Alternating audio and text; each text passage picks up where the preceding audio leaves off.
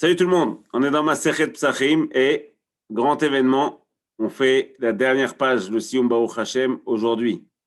Alors on va faire une Messibat Siyum ensemble, Imir Hashem, donc aujourd'hui on fait la dernière page et on fera le Siyum tous ensemble, Imir Hashem.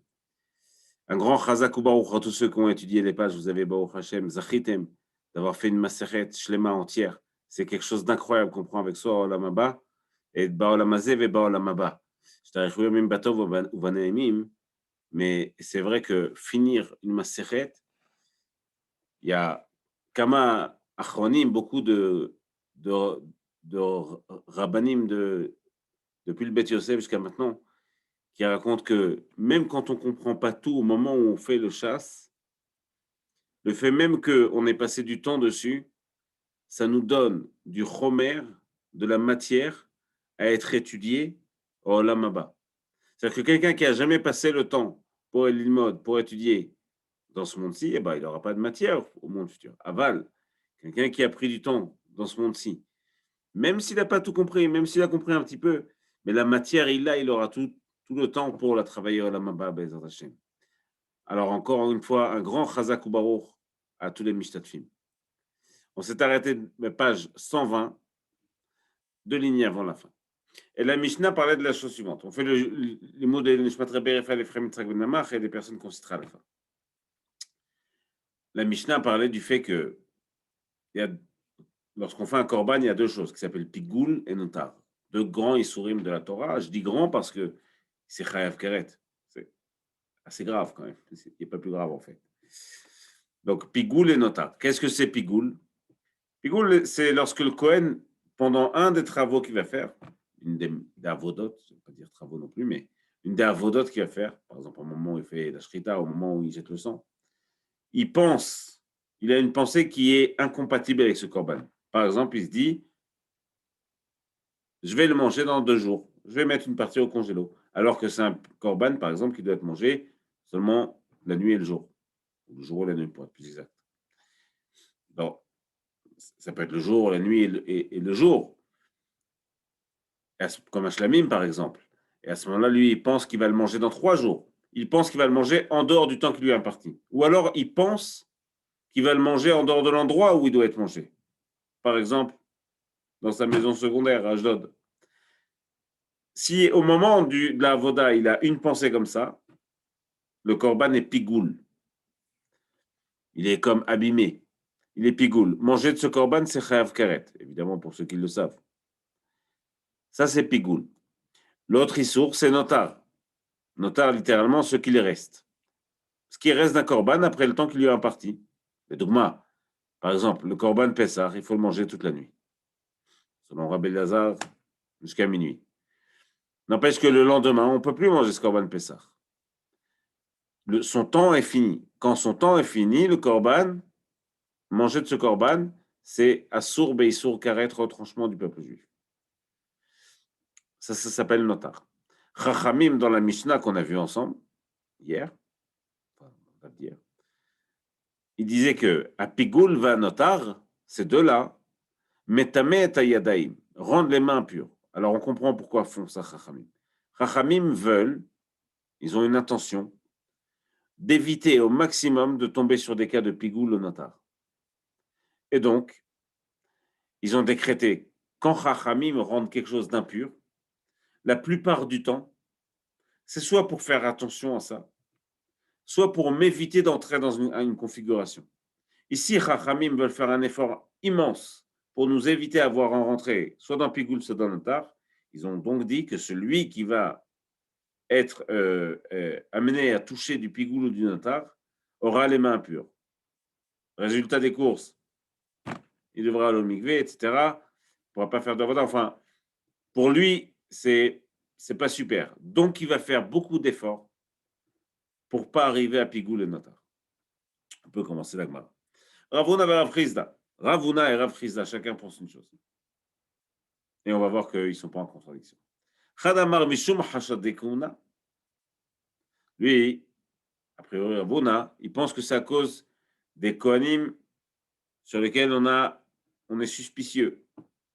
On a peur qu'ils ne fassent pas le travail comme il faut.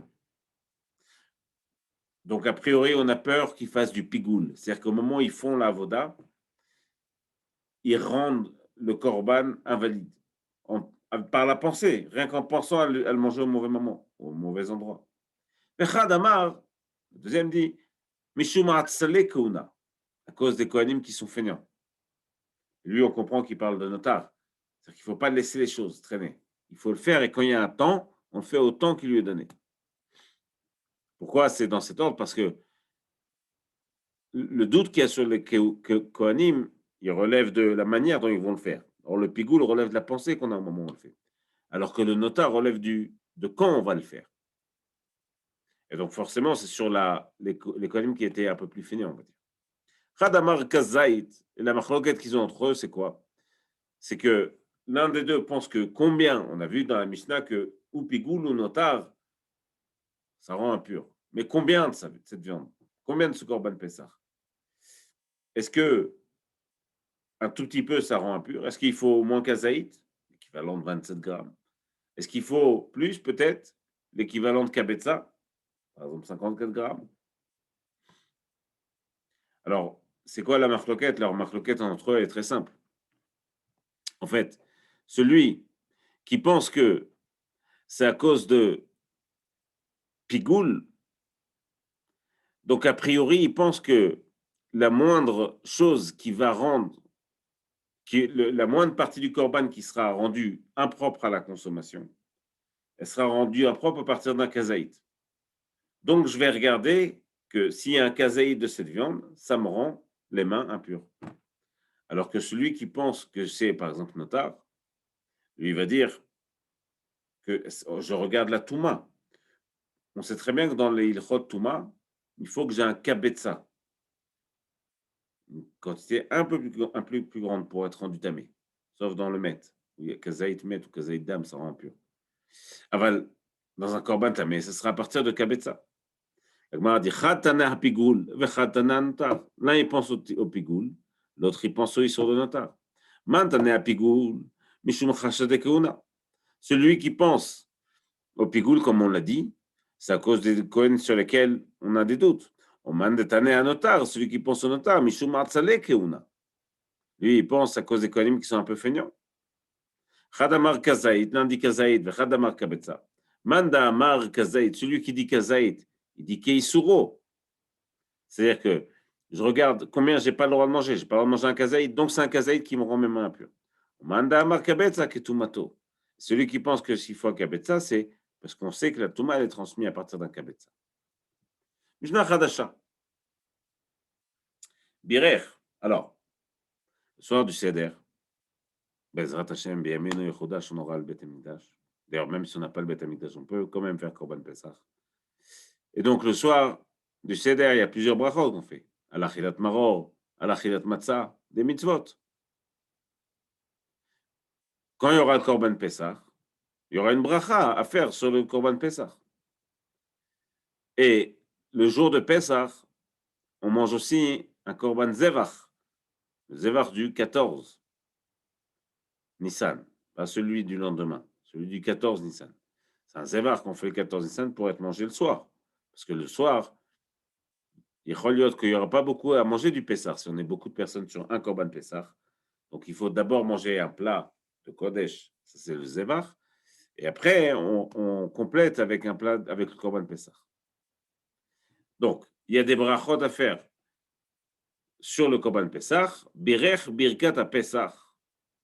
Rashi dit birkat à Pessah al achilat psachim. Cher kedishanu bemitzvotav etzivanu al achilat psachim. Donc, celui qui a fait la bracha sur le Korban Pessah, patar et shel zevach. Il a acquitté aussi le Korban Zevach. A priori, il est censé manger le Korban Pessah après. Le Nagid, supposons qu'il a fait la bracha avant et qu'il a mangé un peu avant. C'est Gam c'est moutar. Idéalement, il doit laisser le Korban Pessah pour la fin. Et donc, s'il a fait la bracha sur le Pessah, ça acquitte aussi le Korban Zevach. Aval, mais dans l'autre sens, non. Birech et shel Zevach, lo patar et shel Pessah. S'il a fait le Korban Zevach, la bracha sur le Zevach, ça n'acquitte pas le Corban Pessah. Alors pourquoi dans un sens et dans l'autre? A priori, parce qu'on comprend que Pessah, plutôt que le Pessah, c'est un type de Zévar. Et donc, a priori, il est inclus dans tous les Zvachim. Alors vous allez me dire, on devrait comprendre l'inverse. Oui, mais pas tout à fait, parce que si on fait le Corban la bracha sur le Corban Pessah, j'ai déjà acquitté quelque chose de Zévar. Alors que quand je fais la bracha sur un Zévar, donc le Zévar, c'est le Corban pour les fêtes. Pas le Shlamim, le Zévar, celui qu'on mange. Celui qu'on mange le soir de Pessah. Si je fais la bracha sur le Zévar, ce n'est pas assez spécifique pour acquitter le Corban Pessah. Dans les brachot, il y a souvent une question de spécificité. Tout ça, c'est ce que pense Rabbi Ishmael. Divrei Rabbi Ishmael. Rabbi Akiva Omer, lo zo poteret zo velo zo poteret zo. Pour Rabbi Akiva, ni l'un ni l'autre. Aucun des deux n'acquitte l'autre. Si j'ai fait sur le Zévar, j'acquitte pas le Pessah. Si j'ai fait sur le Corban Pessah, j'acquitte pas le Zévar.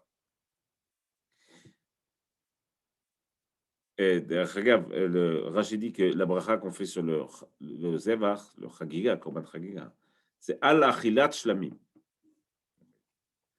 La Gemara dit la chose suivante. Kshetimtse lomar, le divrei Rabbi Ishmael, zrika bichlal shficha. Il y a dans une autre Gemara, dans Masechet Zvachim, il y a Rabbi Ishmael là-bas dit que sur certains corbanotes, il faut faire une zrika. La plupart des corbanotes.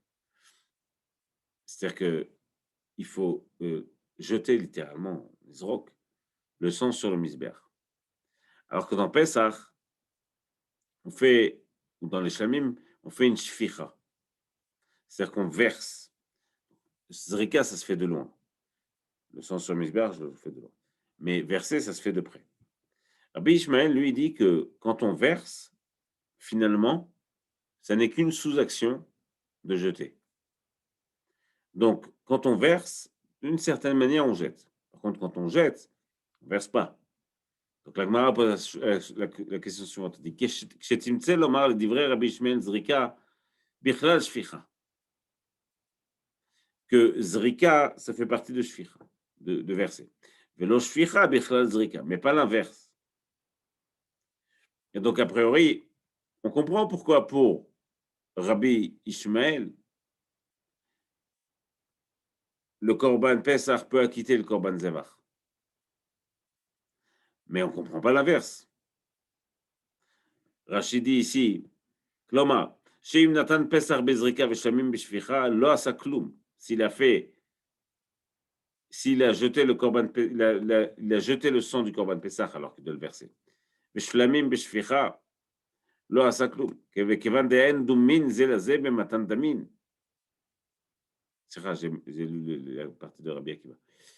La Gemara dit כן, שירדם בזריקה מרחוק, דלא אכפת לי אם נופלים שערים על היסוד או לא. Donc il explique Rachid que la zrika elle est faite de loin. ושירדם הפסח בשפיכה, mais pour le Corban Pesach ça doit être fait de près. בנחת, כדי שיפלו על היסוד. Donc si je dis que je regarde le Pesach qu'il est fait beshficha, c'est qu'on verse, c'est comme si je comprenais et que le verset c'est une sous-partie de jeter. Je comprends donc que le Pesach finalement il est inclus d'une certaine manière dans le Zévar. Donc, le Pessah peut acquitter le Zévar, mais pas l'inverse. Oh, pour Rabbi Akiva, pourquoi l'un ne remplace pas l'autre? Rabbi Akiva, lo shficha bechlal zrika velo zrika bechlal shficha. L'un n'est pas inclus dans l'autre.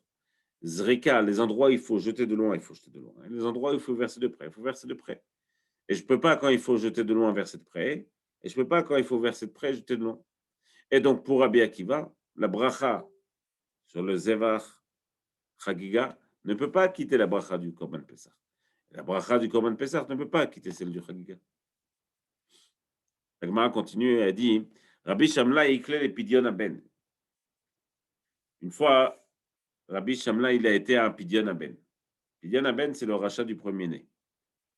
Chaque femme, lorsqu'elle accouche de son premier-né, je dis chaque femme parce que si un homme est marié avec plusieurs femmes, par exemple, à l'époque, en tout cas, donc on regarde par rapport au premier-né de chaque femme. en tout cas le premier-né de chaque femme, la Torah nous demande de le racheter au Kohen, comme si qu'il appartenait au Kohen, parce qu'effectivement, avant le Chet HaEgel, avant la faute du veau d'or, les premiers-nés étaient les Kohanim, mais étant donné qu'il y a eu la faute du veau d'or, les premiers-nés étaient rétrogradés d'une certaine manière, et les Kohanim sont devenus Kohanim. Donc, lorsqu'une femme a un premier-né, il faut racheter l'enfant. C'est ce qu'on appelle le rachat du premier-né, le Pidyon Abel. Or là, quand on fait le Pidyon Abel, il y a deux personnes d'une certaine manière qui sont très contents. Il y a le Kohen parce qu'il va recevoir de l'argent, et il y a le papa parce qu'il va recevoir son fils, qui normalement devrait aller chez le Kohen. Et donc, la Gemara dit la chose suivante. Rabbi Shamna ikla le Pidyon Abel. Baomine. On lui a posé la question. Pshita al Pidyon Abel, asher kedeshanu b'mitzvota v'tzivanu al Pidyon Abel. Il y a une bracha qu'on fait lors du rachat. Ça, on comprend très bien que Avi Ben Mevarer, c'est le papa qui fait la bracha. Mais la bracha de Shechianu, Baruch Shechianu v'Kimanu v'Gianu Nazeman Hazeh. Ça, c'est une bracha qu'on fait dès qu'il y a un événement heureux. On fait la bracha de Shechianu. Par exemple, quelqu'un qui achète un nouvel habit, il est heureux. Shechianu. Quelqu'un qui entend une très très bonne nouvelle, Shechianu. Et donc, cette bracha, qui c'est qui doit la faire? Kohen Mevarer ou Avi Ben Mevarer? Est-ce que c'est le Kohen qui doit faire la bracha ou est-ce que c'est le papa qui doit faire la bracha? Ici, le Rav Orenstein rapporte un rachash qui explique que c'est évident que les deux doivent faire la bracha, en vrai. Quel est le problème? Sauf que la question de l'Agmara, c'est quel est le meilleur cas? Qui peut le mieux acquitter l'autre? Est-ce que c'est mieux que le père acquitte le Kohen? Ou est-ce que c'est mieux que le Kohen acquitte le père? Pourquoi le rachash explique ça comme ça? Il explique ça comme ça parce que ça fait un lien avec la Sougia d'avant. On dit est-ce que le Korban Pessah va quitter le Korban Zevach ou est-ce que le Korban Zevach va quitter le Korban Pessah? Ça, c'est pour la liaison entre les deux Sougiot. Becholofen, Kohen Mevarech ou Avi Ben Mevarech? Qui les deux doivent faire bracha? Kohen Mevarech de Kamate Ana l'aider.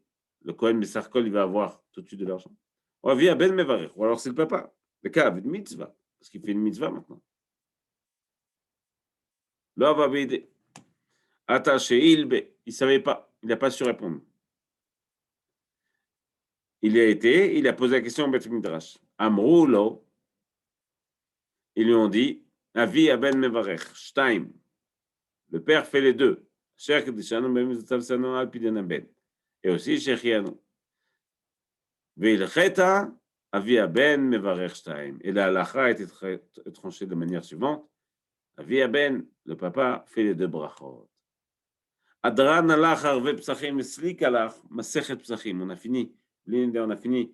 Masechet psachim, comme toujours quand on finit une masechet, on déclare directement qu'on reviendra sur cette masechet. Adran alach arve psachim eslik alach, masechet psachim. L'inider. Adran alach arve psachim eslik alach, masechet psachim. L'inider. Adkan daf kaf alef. On a fait le limoud.